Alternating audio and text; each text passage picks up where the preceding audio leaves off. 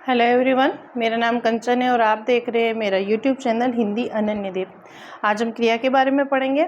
आइए स्टार्ट करते हैं। क्रिया क्या होती है और उसके कितने प्रकार होते हैं। देखिए, क्रिया किसी काम के करने या होने का बोध कराने वाले शब्दों को क्रिया कहते हैं, जैसे खाना, सोना, हंसना, रोना इत्यादि। किसी भी कार्य के करने, जैसे मैं कोई कार्य कर रही हूँ, मैं पढ़ा रही हूँ, मैं सो रही हूँ, मैं खा रही हूँ, ठीक है। तो किसी भी कार्य के करने या होने का बोध कराने वाले शब्दों को क्रिया कहा जाता है। जिस मूल शब्द से क्रिया का निर्माण होता है उसे धातु कहते हैं, कि धातु के बिना क्रिया का निर्माण नहीं होता।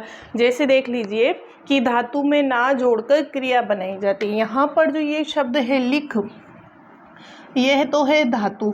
इस धातु के अंदर हमने ना जोड़ा तो यहाँ पर शब्द बना लिखना। जैसे एक धातु हमने ले ली पढ़, तो पढ़ के अंदर हमने ना शब्द जोड़ा तो वहाँ पर क्रिया बनी पढ़ना, ठीक है। तो बिना धातु के क्रिया का निर्माण करना संभव नहीं होता। इसका मतलब कि अगर हमें क्रिया करनी है तो धातु का होना हमारे पास अत्यंत आवश्यक है।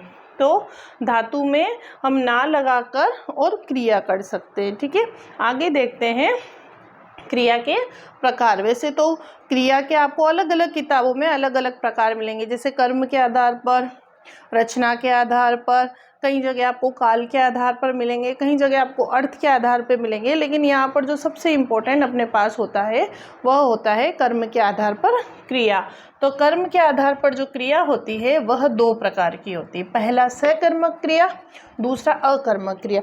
अब देखिए, यहाँ पर शब्द से पता लग रहा है सकर्मक, आपने पढ़ा होगा। स का मतलब होता है साथ और अ का मतलब होता है बिना, ठीक है। स का मतलब होता है साथ में और अ का मतलब होता है बिना। तो ऐसी क्रिया जो कर्म के साथ हो, मतलब जहाँ पर कर्म हो, उसे तो सकर्मक कहा जाता है। और ऐसी क्रिया जिसमें कर्म नहीं हो, कर्म का अभाव हो, उसे अकर्मक कहा जाता है, ठीक है। तो देखिए कि जिस क्रिया का फल कर्म पर पड़ता है उसे सकर्मक क्रिया कहते हैं। जैसे रीता पत्र लिखती है, ललित आम खाता है। अब यहाँ पर पहचान करने के लिए क्या करेंगे कि हम क्या लगाकर प्रश्न करेंगे। जैसे रीता क्या लिखती है तो लीता पत्र लिखती है। ललित क्या खाता है तो ललित आम खाता है। आगे देखिए, इसकी पहचान के लिए क्या लगाकर अगर हम प्रश्न करते हैं तो उसका उत्तर हाँ आएगा, मतलब सही आएगा। सकर्मक है, कर्म के साथ में है कि जिस क्रिया का फल कर्म पर पड़ता है उसे सकर्मक क्रिया कहते हैं। आइए अकर्मक देखते हैं कि जिस क्रिया का फल कर्ता पर पड़ता है उसे अकर्मक क्रिया कहते हैं। जैसे लता खाती है। अब यहाँ पर कर्म नहीं है, यहाँ पर केवल कर्ता है और क्रिया है। कर्ता कौन है? लता। और खाती, यहाँ पर जो ये खाती है वह क्या शब्द है? वह कर्म कहलाता है।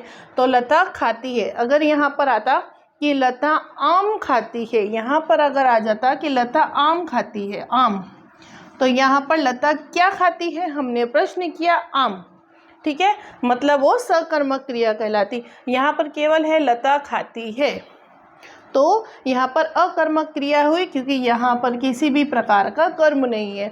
दूसरा एग्जाम्पल देखते हैं, सीता लिखती है। तो सीता क्या करती है? तो सीता सिर्फ लिखती है। तो यहाँ पर हम प्रश्न करेंगे कि सीता क्या लिखती है, ठीक है। हमें कोई उत्तर नहीं मिला। अगर यहाँ पर होता कि सीता पत्र लिखती है, तो यहाँ पर क्वेश्चन आता है कि सीता क्या लिखती है, हम बोलते हैं कि सीता पत्र लिखती है। इसका मतलब क्या है कि ये सकर्मक क्रिया होती। लेकिन यहाँ पर हमको कि क्या लगाकर प्रश्न करा तो यहाँ पर उत्तर नकारात्मक मिला।